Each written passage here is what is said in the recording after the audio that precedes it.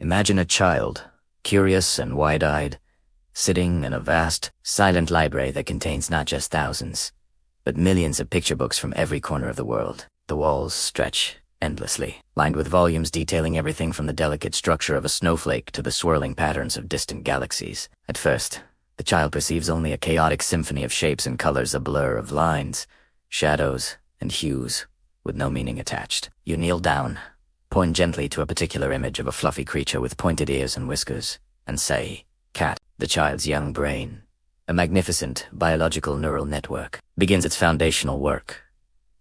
It starts to forge a connection. This specific arrangement of visual to the curve of the back, the slant of the eyes, the texture implied by the lines now tentatively equates to that sound. Cat. You turn the page. There is another image, a sleek black silhouette, against a fence, and you offer the same label. Cat.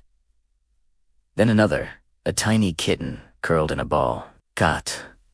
Cat. With each example, the pattern strengthens.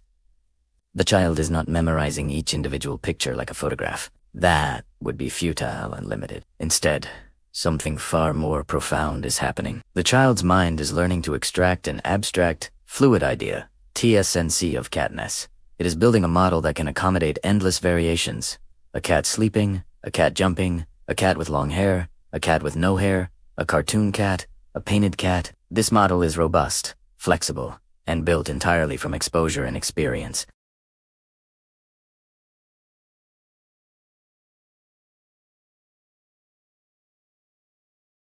Or, more precisely, can we create a machine that can solve problems, not through explicit, step-by-step instructions, but through a form of reasoning? This was the dream that burst the term artificial intelligence at the famed Dartmouth Conference in 1956.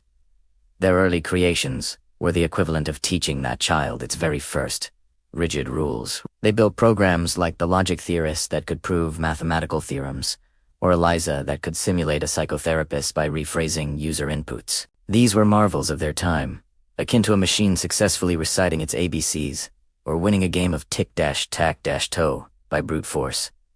The atmosphere was one of unbridled optimism. It seemed the summit of machine intelligence was just a few short years away.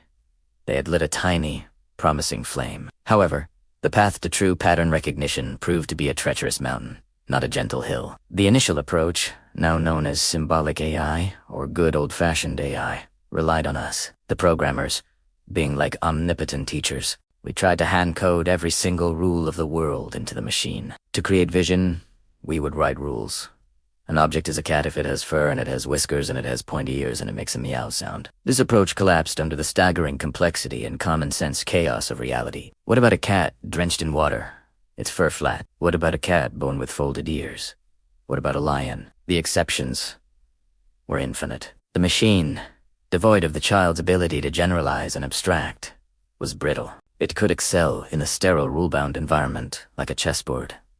And indeed, IBM Deep Blue defeating Garry Kasparov in 1997 was a monumental feat of computational brute force within a closed world. But it was helpless in the open, messy, ambiguous real world. This led to periods of intense disappointment and funding droughts, known as the AI winters, where the grand promises seemed like pure fantasy. The flame had nearly guttered out. The pivotal breakthrough, discovery of a vast, hidden reservoir of fuel came from a paradigm shift so fundamental it changed everything. Researchers realized the folly of trying to manually install all knowledge. Instead, inspired by the loose structure of the biological brain, they asked, what if we give the machine the basic architecture to learn, and then simply feed it data? This shifted the paradigm from programming intelligence to cultivating it. This architecture was the artificial neural network, a digital echo of our brain's network of neurons. Imagine a vast, initially chaotic web of simple, interconnected nodes, each capable of receiving a signal, doing a tiny calculation,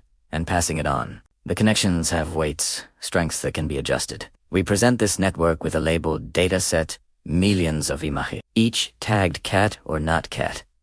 The network makes a random guess on the first image, getting it almost certainly wrong. An algorithm then calculates the error and, like a cosmic craftsman, goes back and minutely tweaks the weights of the connection, strengthening some pathways, weakening others so the guess is slightly less wrong next time. This process, called backpropagation, is repeated billions upon billions of times. The machine is not thinking. It is engaged in a form of immense, statistical optimization, relentlessly refining its internal model to minimize error. It is learning the pattern not from rules, but from sheer, overwhelming exposure. This is machine learning.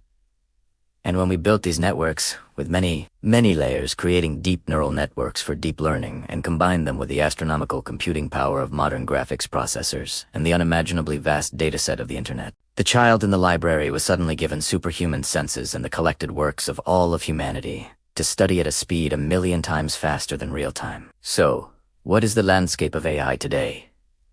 It is that child transformed. It has grown from a solitary learner into a legion of specialized prodigies, each apprenticed to a different facet of our world, operating silently within the infrastructure of our daily lives. It is the uncanny accuracy of the voice assistant in your phone, a model trained on countless hours of human speech that learned the patterns of phonetics, accent, and intent. It is the recommendation engine on your streaming service, a master of predictive pattern matching, that analyzes your viewing history against millions of others to find hidden correlations you would. You perceive curating a world of content tailored to your subconscious preferences. It is the navigation app that predicts traffic jams 30 minutes before they form by analyzing the collective, real-time movement patterns of millions of other phones, a hive mind understanding of flow and congestion. It is the radiologist's assistant, a model trained on millions of x-rays and mysteries that can highlight a potential tumor with a precision that sometimes surpasses the human eye, having seen more subtle variations of disease than any single doctor ever could. And most dazzlingly, AI has crossed a threshold into the realm of generation. This is the era of generative AI. Language models, like the one you are conversing with now, have learned the intricate patterns of human language, storytelling, reasoning, and code by absorbing a significant portion of the textual internet. I do not know facts in a human sense. I predict the most statistically probable next word in a sequence, based on a multi-dimensional map of language built from trillions of examples. This allows for translation, summarization, creative writing, and explanatory dialogue. Similarly, AI arch generators like DALL-E or Midjourney have learned the profound link between textual descriptions and visual style.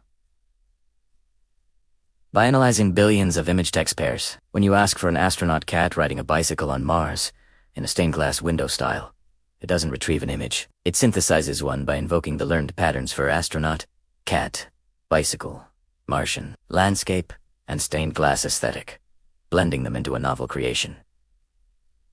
This is not retrieval. It is a form of computational imagination born from pattern Yet, for all its breathtaking power, the core truth remains elegantly simple and crucially important to remember. Modern AI is a sophisticated pattern matching engine. It is an hecho, not a consciousness. It reflects the data. It consumes both the brilliance and the biases of humanity. It can write a moving poem but feels no emotion. It can diagnose a disease but understands no concept of mortality. It can argue a legal point but possesses no sense of justice. It is a tool perhaps the most versatile and powerful we have ever invented, born from our desire to externalize that most human of gifts, the ability to learn from the world and see the patterns that connect it all. We are no longer just the teachers pointing at pictures. We are the architects of the library, the curators of the data stream, and now the shepherds of a force that is rapidly learning to navigate the patterns of our complex reality. The story is no longer about how we build AI, but how we guide it ethically and wisely to augment the very human intelligence that dreamed it into existence.